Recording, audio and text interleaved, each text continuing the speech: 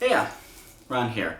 To answer the first question, I decided to move up into this room from the stairwell because the stairwell was a little bit too echoey.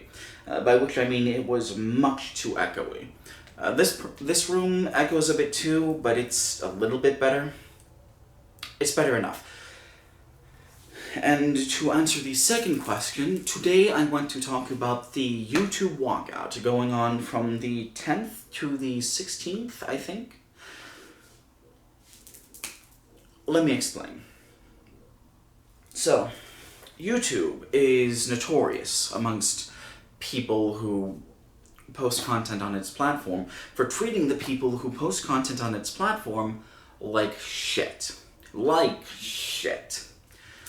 You can be cut out of YouTube. You can have your entire channel taken down, any sort of video taken down for little or no reason. Like remember what happened to the surfs? Does anybody remember when the surfs were banned because I think it was Joe Rogan fans got angry at them and falsely reported them for false content or something? They got put back up because the people who reported them did so in bad faith. But I'm to understand they've mostly migrated to not Twitter, Twitch. Although I've also heard that they got taken off of Twitch for some reason for streaming a debate between a couple people who are banned from Twitch. I don't know what that's about, and if that happened, that's a whole nother can of worms. Also, very recently, like a month and a half ago, I think it was, another user, TheoryPleep, was banned from YouTube for violating some esoteric rule about agitprop. I don't know what that's about. No one I've talked to knows what that's about. It's an incredibly confusing situation. And, it's not just that YouTube will randomly pull your channel down or pull random videos down. The system that they use to report harassment, the system that they use to report infringement on copyright is fucking incredibly fucking broken. Incredibly easy to abuse. People have been doing it for years. People are still doing it right now because they've never done anything to fix that system. Not anything meaningful. Do you remember when fucking ContraPoint's video and Sean's video and Dan Arrow's video got taken down one right after the other? You remember how that was specifically because those people were criticizing white nationalist talking points? Nothing ever got done to keep that from happening again. There are no rules in place to keep that from happening again. I mean, the reason it's not happening, at least not happening to them, is because the people who do those things, the people who flag that content, know better now. They saw what it did and that it only made it bigger and more popular. So they're focusing their efforts on other things. Although they're still taking down videos, I promise you they are. It never stopped. And all of that is to say nothing of the copyright system, which pits individual people like me against fucking massive international corporations. This is something that fucking... Jim Sterling talks about this a lot, how shitty copyright is, how he doesn't feature content from Nintendo on his channel,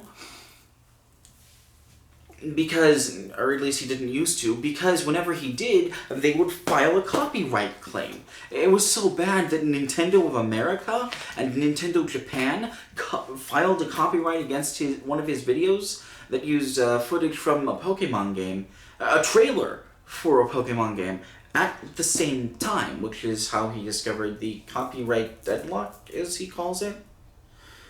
That's how absurd it is. That's how absurd this entire system is. I'm not a person who wilts under stress. I've had a gun held to my head more than once.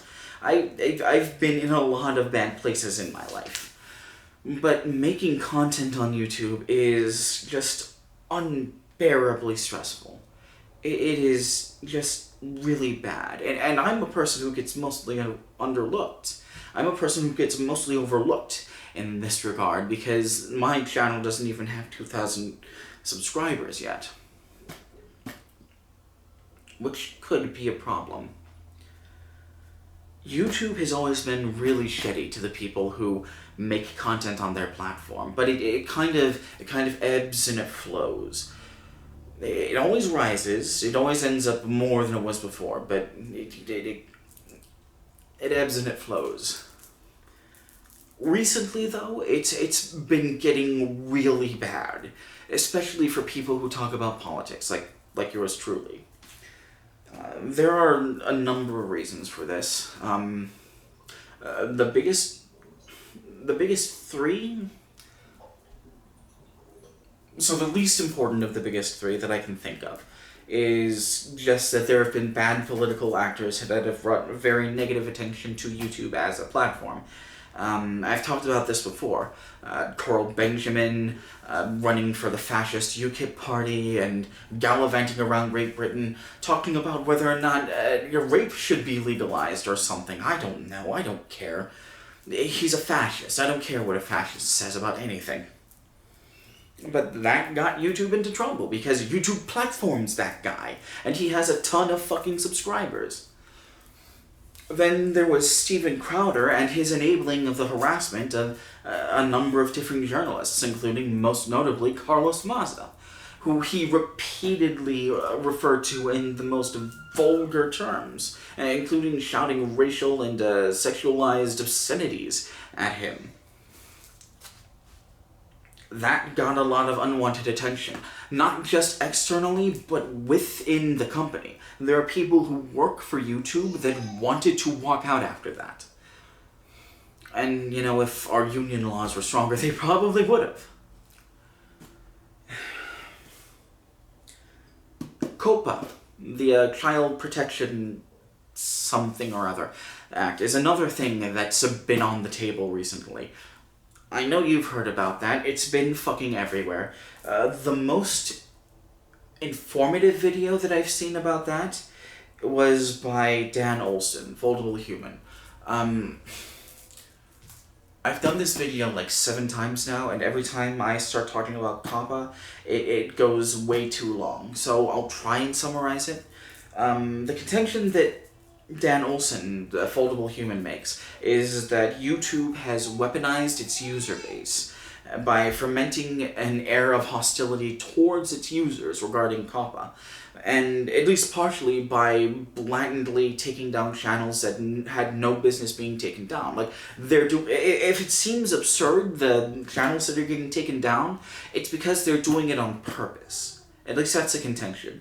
YouTube doesn't have to take down channels. That's not part of the agreement. They just have to have the channels self-screen as to whether or not they are for children. Whether or not they are aimed at creating content for children. Again, go watch the Foldable Human video about COPPA if you want more information. I don't want to go into it at length. It'll take too long. And there's not a new thing, but another thing on the plate now, and that is the YouTube terms of service that explicitly let YouTube, let Google, take your channel down for any reason. I mean, there's specific language. It has to do with your channel being financially viable, but it's not described in the text what financially viable means. They've gone on record to say that it's mostly aimed at curtailing copyright abuse. But here's the thing. YouTube has always been incredibly shitty to people who make content on their platform, and we have no reason to trust them. And in the case of someone like me, they've told me explicitly that I am not financially viable on their platform because they won't let me monetize my content. This ties into the Content ID thing from a while back. That's another thing that, Content ID and fucking blacklisting and fucking shadow blocking. Oh, there's so much. YouTube is incredibly shitty.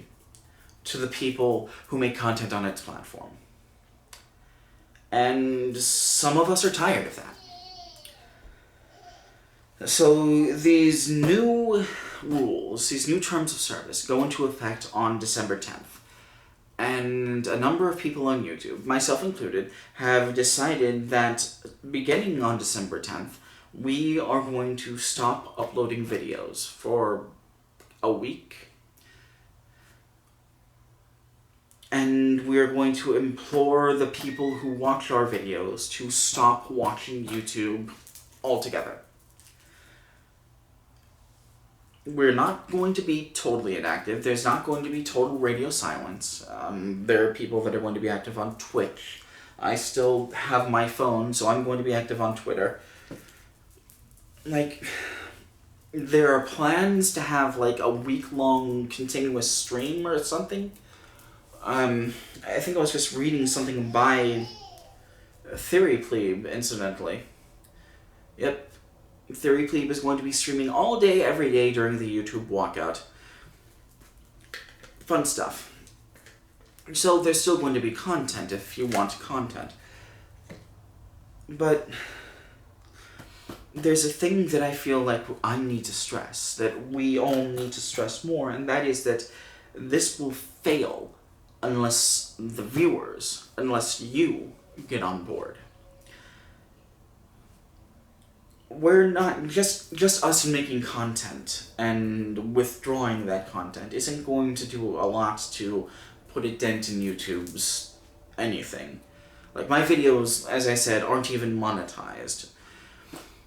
But it isn't just me. If I can convince you to stop watching videos wholesale for 7 days straight, and I don't know, maybe you can convince your friends to stop watching YouTube videos wholesale for 7 days straight, it might put enough of a dent in their profits that they'll notice it, that the news will notice it, that something will happen. And that's the point of the thing.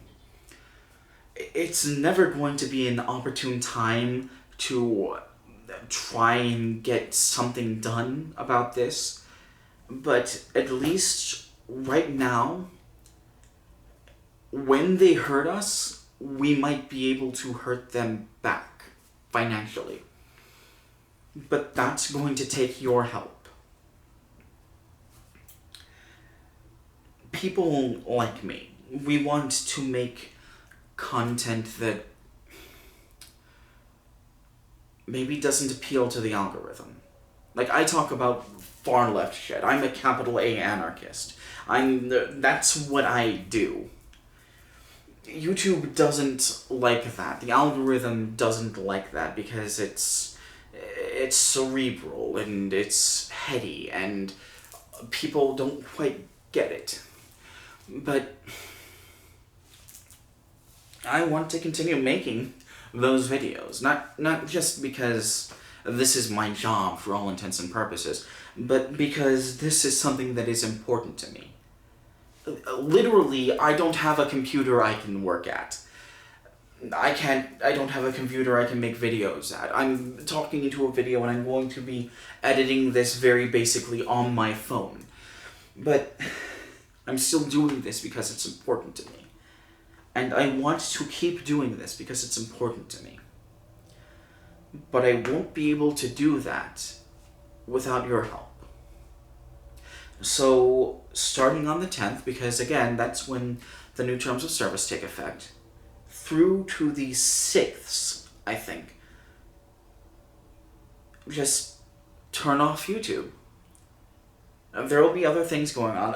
I can't stress enough. I'm on Twitter a whole lot. If you message me in any capacity, I'm liable to message you back within 10 minutes, maybe less than that. But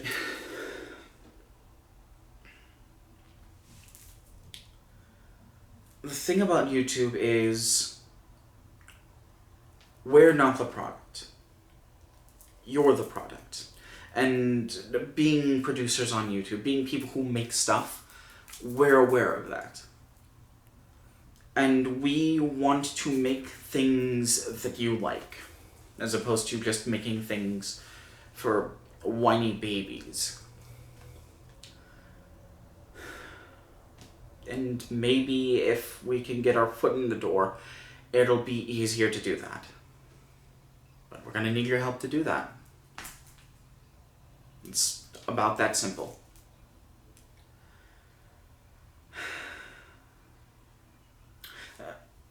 For anyone interested, there should be the regular links in the underbar. My Twitter account, which you can follow if you're on Twitter. Again, I'm there a lot now. This is the only internet access I have. I also have my Ko-Fi account if you feel like giving me money. Don't feel obligated to give me any money if you don't have it. I spend a lot of time stressing out about that. This is a labor of love for me. I'm gonna keep making content as long as I have the ability to make content.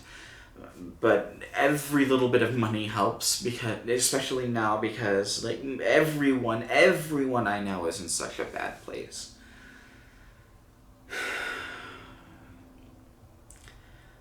I don't know what the next video is going to be about. I'm in a very transitionary phase right now. I've been planning things literally for next year. I don't know.